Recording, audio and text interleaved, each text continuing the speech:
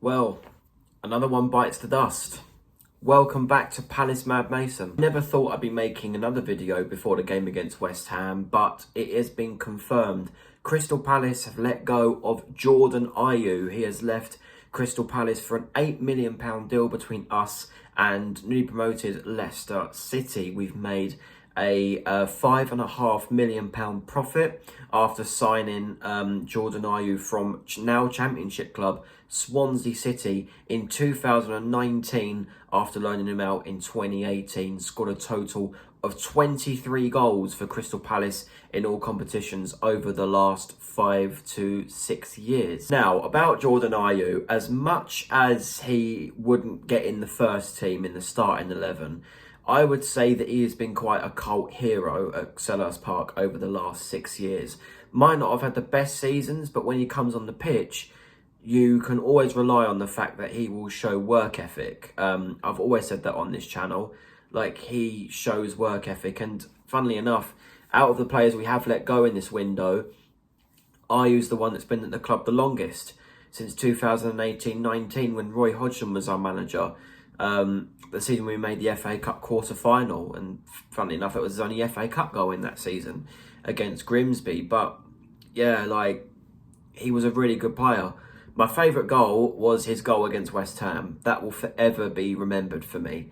His goal against West Ham to win it on Boxing Day 2019, I think it was. That was the season when Jordan Ayew was Crystal Palace's top scorer with, I think, 9 or 10 goals that season. Can't remember the figures now, but yeah, he's gone. And that has come as a bit of a shock to me. You know, we let go of Michael Olise, and I thought his backup at the time of selling Olise is not going to go. Jordan Ayew ain't going anywhere.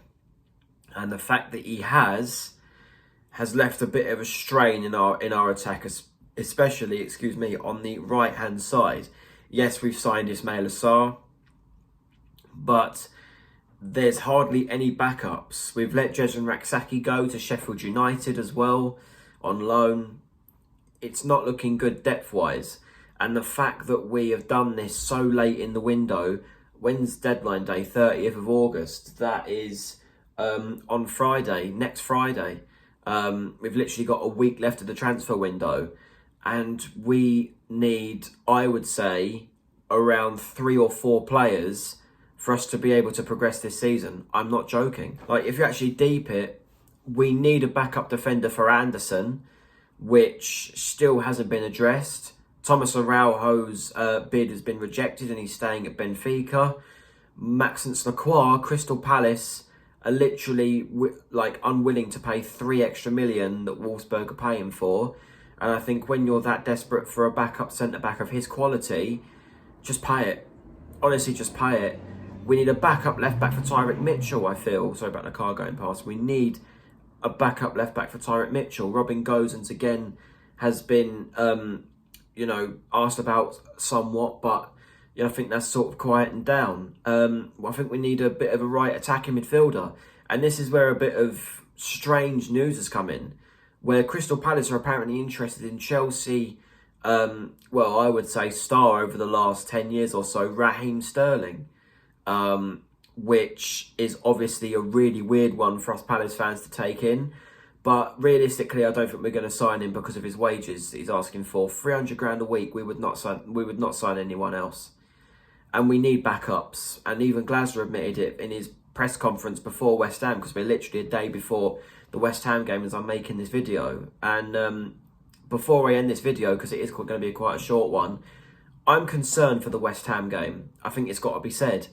We're without Jordan Ayew on the bench. No Anderson, obviously. He's now confirmed gone to Fulham. No Will Hughes. He has got an illness, apparently. No Matheus Franca. The injuries are coming thick and fast. And all it takes is another couple of injuries for us to be properly screwed. And I think we've got to prepare for the Norwich game in mind in the League Cup, because I think that could be a very important competition for us this season. But yeah, Jordan Ayew, a player who's been at the club 6 years, was a great servant to the club yet again. I wish him well at Leicester, apart from when they play us in the league. It's quite rare that Crystal Palace let players go to Premier League rivals. I've barely ever seen it before, and the fact it's happened twice in the same window is strange to me. And yeah, so there you go. Jordan Ayew has left Crystal Palace. Bit of a shock one, but we move on. My next video is the review for Palace against West Ham, going to be released tomorrow night on Saturday the 24th of August. I don't know what to say anymore.